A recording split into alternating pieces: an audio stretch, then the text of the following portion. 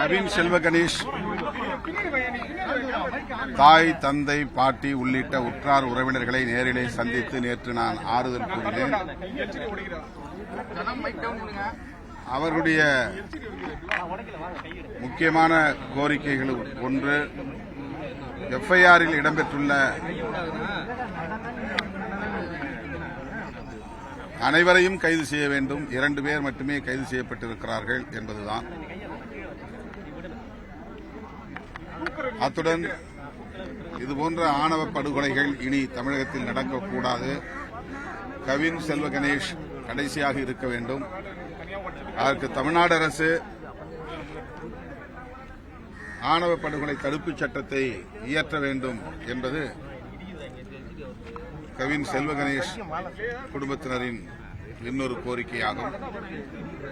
அதைத்தான் விடுதலை சிறுத்தைகள் கட்சியும் வலியுறுத்துகிறோம்.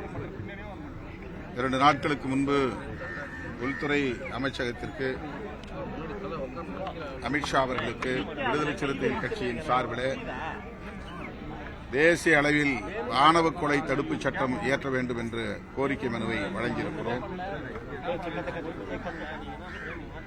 மாநில அரசுக்கும் அந்த அதிகாரம் இருக்கிறது என்பதால் மாநில அரசு ஒன்றிய அரசு இயற்றும் என்று காத்திருக்காமல் உடனடியாக ஆணவ கொலை தடுப்புச் சட்டம் இயற்றுவது குறித்து சிந்திக்க வேண்டும், உரிய நடவடிக்கை எடுக்க வேண்டும் என்று வலியுறுத்துகிறேன். திருமதி பிரேமலதா விஜயகாந்த் அவர்களும் திருமிகு OPS அவர்களும் சந்தித்திருக்கிறார்கள். அந்த சந்திப்பிலே அரசியல் முக்கியத்துவம் இருக்கிறதா என்று தெரியவில்லை.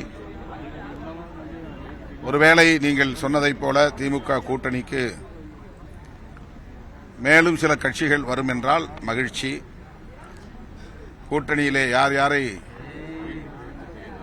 கூடுதலாக இணைத்துக் கொள்வது என்பது குறித்து திமுக தலைவரும் கூட்டணி தலைவருமான தளபதி ஸ்டாலின் அவர்கள்தான் முடிவெடுப்பார்.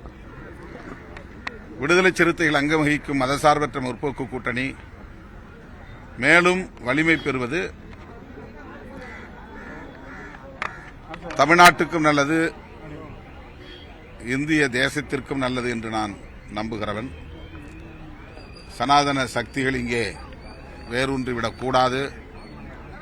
திரிபுவாத அரசியல் செய்யக்கூடியவர்கள், சங்க பரிவாரங்களுக்கு மறைமுகமாக துணை செய்யக்கூடியவர்கள் வலிமை பெற்றுவிடக்கூடாது என்று கருதுகிறேன். ஆகவே மதசார்பற்ற முற்போக்கு கூட்டணி வலிமை பெற்றால் அது நாட்டுக்கு நல்லது, மக்களுக்கு நல்லது. குடியரசு துணைத் தலைவர் தேர்தலுக்கான தேதி அறிவிச்சிருக்காங்க, செப்டம்பர் 9ஆம் தேதி. எதிர்க்கட்சிகள் எந்த அளவுக்கு ஒருங்கிணைந்து குடியரசுத் தலைவர் தேர்தலில் பங்கேற்க வேண்டும் நினைக்கிறீங்க சார்? குடியரசு துணைத் தலைவர் திடுமென ராஜினாமா செய்ய நேர்ந்தது ஏன் என்று தெரியவில்லை. அரசியல் அழுத்தங்கள் காரணமாக இருக்கும் என்று சொல்லப்படுகிறது.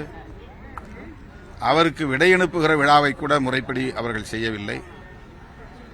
பாஜக மற்றும் RSS உள்ளிட்ட அமைப்புகள் ஏதோ ஒரு அரசியல் கணக்கோடு அவரை வீட்டுக்கு அனுப்பியிருக்கிறார்கள் என்று மட்டும் உணர முடிகிறது. இந்த நிலையிலே செப்டம்பர் 9ஆம் தேதி குடியரசு துணைத் தலைவருக்கான தேர்தல் தேதி அறிவிக்கப்பட்டிருக்கிறது. அதை வரவேற்கிறோம். வழக்கமாக தென்னிந்தியாவிலிருந்து ஒருவர் குடியரசு துணைத் தலைவர் தேர்ந்தெடுக்கப்படுவது உண்டு. ஆகவே இப்போது தேர்ந்தெடுக்கப்படுகிற குடியரசு துணைத் தலைவர் தமிழ்நாட்டிலிருந்தோ அல்லது தென்னிந்திய மாநிலங்களிலிருந்தோ ஒருவர் தேர்ந்தெடுக்கப்பட்டால் மகிழ்ச்சி அடைவோம். எதிர்க்கட்சிகள் காங்கிரஸ், இடதுசாரிகள், திமுக உள்ளிட்ட இந்தியா பிளாக் கட்சிகள் துணைத் தலைவருக்கான வேட்பாளரை நிறுத்த வேண்டும். அது தென்னிந்திய மாநிலங்களை சார்ந்த ஒரு வேட்பாளராக இருக்க வேண்டும் என்பது விடுதலை சிறுத்தைகளின் விளைவு கோரிக்கை. ஃப்ரெண்ட் ஆக்கிக்கோங்க. தந்தி டிவியின் சப்ஸ்கிரைபர்ஸ் அண்ட் ஃபாலோவர்ஸ் குடும்பத்தில் நீங்களும் இணையுங்க.